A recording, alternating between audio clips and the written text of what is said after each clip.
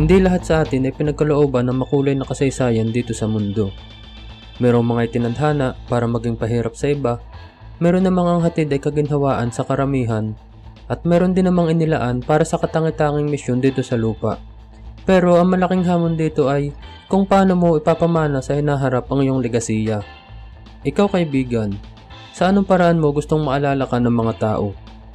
Halika't magbalik tanaw tayo sa kwento ng taong minsan ang nag-alay ng buhay para sa kalayaan ng bayan at nagkamit ng immortal na posisyong politikal na kung saan hindi siya nakaranas ng pagkatalo kailanman hanggang sa huling sandali ng kanyang buhay. Ngunit nadungisan lang ng mga taong nagmana at magdadala ng kanyang pangalan sa hinaharap. Ang kwento ni Eduardo L. Hoson, bayani, warlord at tinaguriang Maamong Leon ng Nueva Ecija. Pero kung bago ka pa lang sa ating channel, pakipindot na din po ng like, subscribe at bell notification button para palagi kang updated pag may mga bago tayong kwentong kagaya nito, di tulad ng katabi mo. Si Eduardo Hoson ay nakilala rin sa tawag na Tatang. Siya ay isinilang noong taong 1919 at tubo sa bayan ng Quezon sa Nueva Ecija. Nagsimula ang kanyang kasaysayan noong panahon ng digmaan kung saan pinamunuan niya ang isang grupo ng mga gerilya bilang kapitan ng Squadron 213. Maliit na bahagi lang ng kanilang grupo ang siyang talagang sinanay para makipaglaban na masasabing sila lang yung mga sundalo at sila lang din yung may mga hawak na baril, samantalang ang karamihan naman sa kanilang mga miyembro ay mga magsasaka at karpintero lamang, na tanging ang mga gamit lang din sa pagsasaka at mga itak ang gamit sa pakikibaka.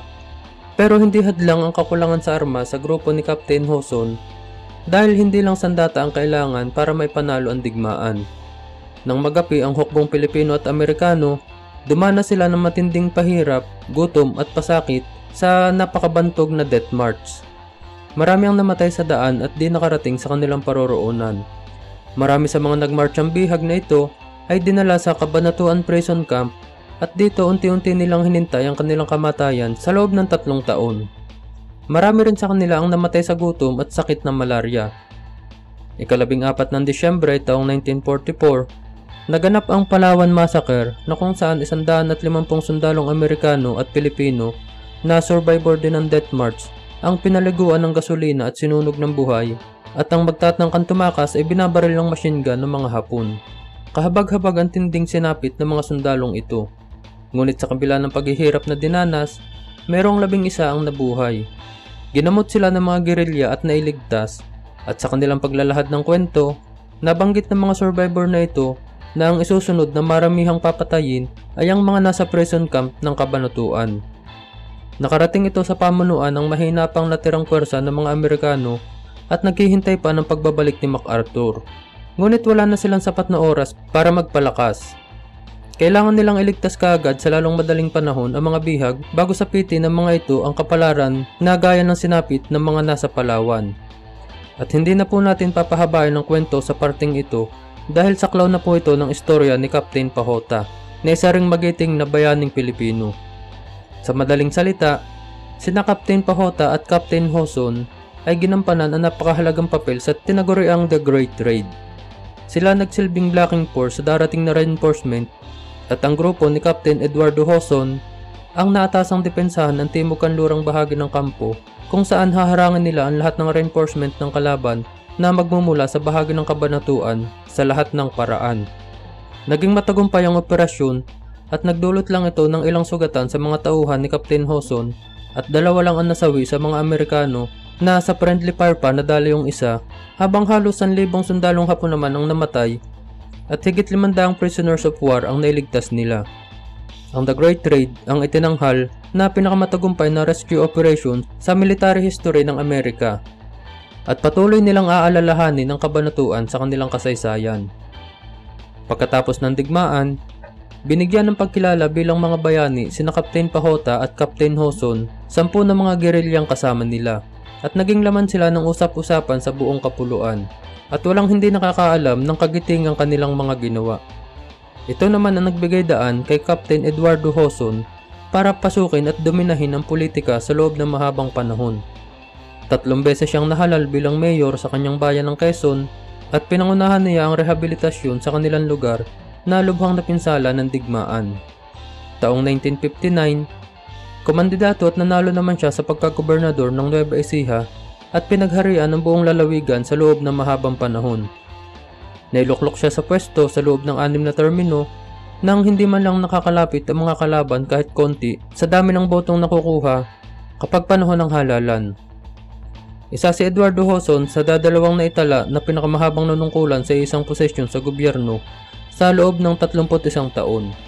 At siya lang ang nakapanungkulan ng ganong katagal nang hindi man lang nakaranas ng pagkatalo, lalo na kung isasama pa yung pagka-mayor. Undefeated siya sa buong karera niya sa politika.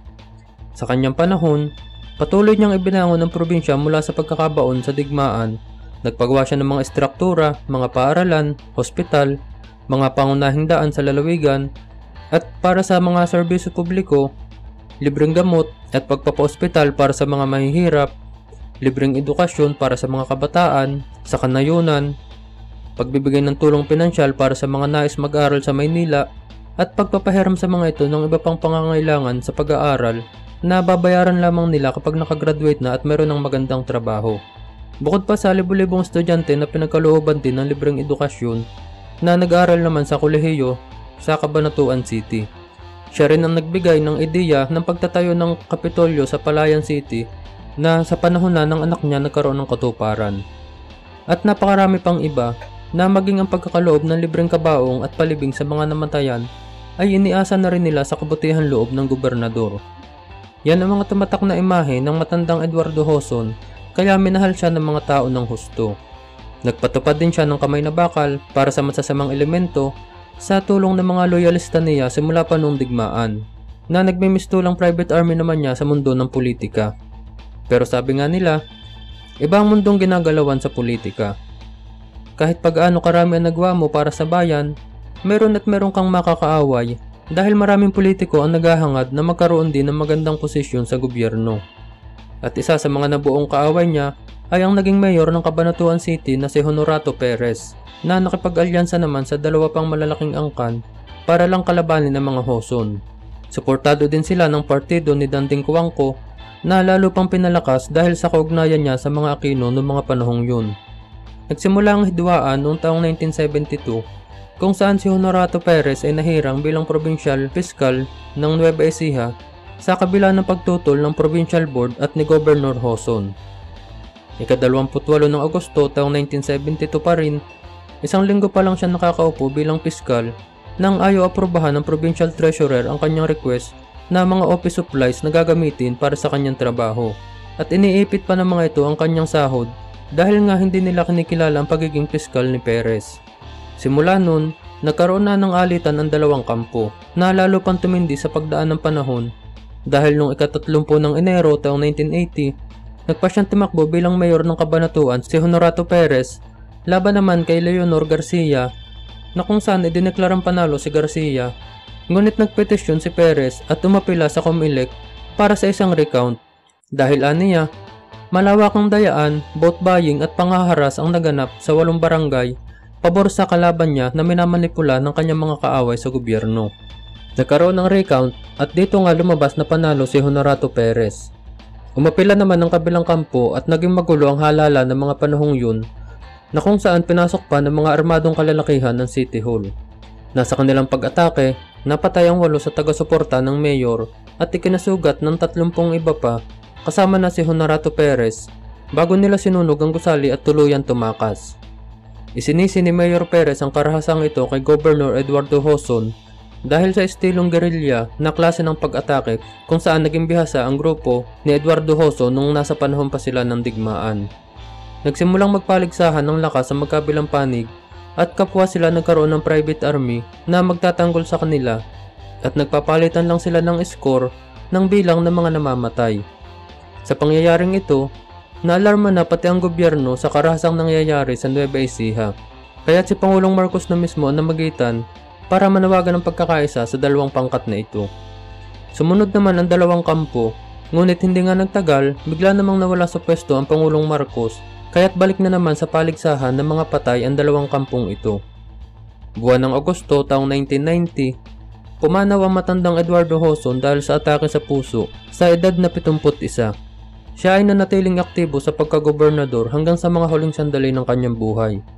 Samantalang ang kanyang legasiya ay ipinamana naman niya sa 5 anak na lalaki na kung saan 4 sa kanila ay nakapwesto na rin sa iba't ibang posisyon sa gobyerno ng mga panahong yun. At kasama nilang minana ang napakalaking bilang ng private army ng kanilang tatang Eduardo Joson. At para po sa mga kaibigan natin dyan sa Nueva Ecija, pagpasensyahan na po kung magkakamali tayo ng mga banggit na pangalan nila dahil talaga nakakalitong basahin. Ang pamilya ni Eduardo Joson ay binubuo ng mga junior, senior at mga extension names na 1, 2, 3, 4 at kung ano-ano pa, kaya lahat sila ay pare-pareho ang pangalan.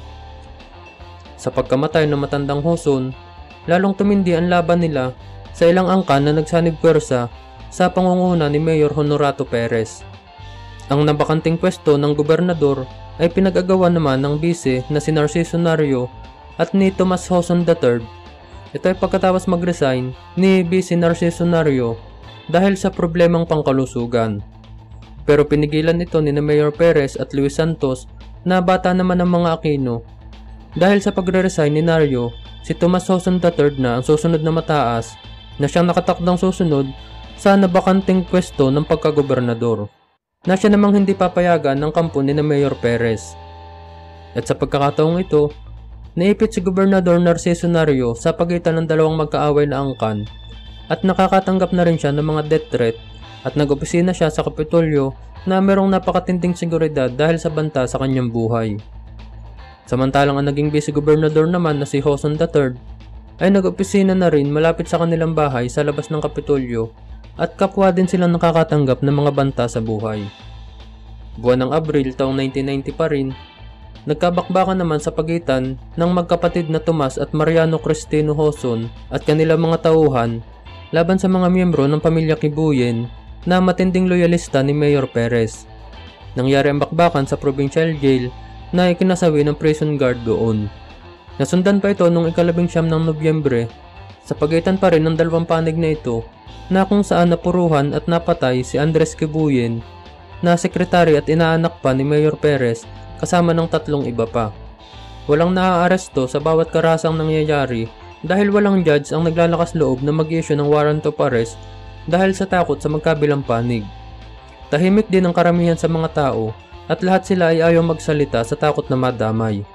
Maging ang human rights na rin mismo sa lugar na yun ang nagsabi na ayaw nilang imbestigahan ang mga nagaganap na patayan dahil kahit sila ay papatayin din ng mga ito at ang nakikita lang daw nilang solusyon ay pababain ng Panginoong Hesus para awatin ang dalawang angkan na ito. Unang araw ng Disyembre, wala pang 2 linggo pagkatapos mapatay nina Andres Kibuyen, inambush at napatay naman si Vice Mayor Eduardo Joson III kasama ang 3 pa na malubhang nasugatan. Wala ding naakusahan sa pangyayaring ito, ngunit malinaw na paghihiganti ito ng kanilang mga kalaban. At 17 mga kaso pa ng pagpatay ang iniuugnay sa pangyayaring iyon. Lalong naging magulo ang Nueva Ecija dahil sa agawan sa kapangyarihan. Taong 1995, nang magpasya si Mayor Honorato Perez na tumakbo na rin sa pagkagobernador, na siya namang naging dahilan para lalong tumaas ang tensyon dahil mataas na posisyon na ang kanilang pinaglalabanan. Ika-22 ng Abril taong 1995, araw ng kumpanyahan at 2 linggo na lang bago ang eleksyon, nagkasalubong sa highway ang grupo ni na incumbent Mayor Tomas Joson at ang grupo ni Mayor Perez na kandidato na rin sa pagkagobernador. Nagkaroon ng mainitang pagtatalo ang dalawang grupong ito at 15 minuto pa lang ang nakalilipas pagkatapos nilang maghiwalay sa highway. Habang nasa barangay La Torre sa Talavera, Nueva Ecija si Mayor Perez at ang grupo niya para ipagpatuloy ang pangangampanya. Dito na siya binaril at napatay kasama si Diomedes Catabas na alalay niya. At hindi na inabot ng araw ng eleksyon si Mayor Perez. Samantalang inilagay naman kagad sa hot zones ang Nueva Ecija at sumailalim sa kontrol ng COMELEC ang buong probinsya kasabay ng pagdidisarma sa lahat ng mga tauhan ng provincial guards. At ang magkapatid na Tomas III at Mariano Cristino ang sinasabing salarin kaya't inimbitahan sila at tuluyang nakulong sa Campo Crame. At ang isa pa nilang kapatid na si Eduardo Nonato ang pumalit kay Tomas III para siyang kumandidato kapalit niya sa pagkagobernador at nanalo pa rin siya noong taong 1995 elections. Patuloy na naghari ang mga Hoson sa Nueva Ecija at minsan pa nga sa slogan sa kanilang billboard ay Hoson, Hoson, Hoson, Hoson. 4 na Hoson sa iba't ibang posisyon: gobernador, vice-gobernador, congressman at mayor, at lahat sila ay nanalo. Nang sumunod na halalan, habang nakakulong sa Campo Crame ang magkapatid na Tomas III at Mariano Cristino Hoson, kapwa sila kumandidato at nanalo pa rin bilang gobernador at mayor ng bayan ng Quezon ayon sa pagkakasunod. Pati ang iba pa nilang mga kapatid na si Eduardo Daport at maging mga anak ng mga ito hanggang kaapuhan na sina Eduardo Tomas ay nakahawak din ng posisyon sa probinsya. Patuloy nilang hinawakan ang Nueva Ecija sa loob ng mahabang panahon hanggang sa dumating ang isang Aurelio Umali na congressman naman ng 3 distrito na siyang nagpatahimik sa political ambitions ng mga Hoson at minsan na rin tinaguri ang Hoson's political slayer. Muli po, ipagpaumanhin po natin kung nagkaroon tayo ng kalituhan sa pagbanggit ng mga nasabing pangalan sa kwento. At maraming salamat po sa pakikinig. Shoutout po sa lahat. Hanggang sa muli, paalam!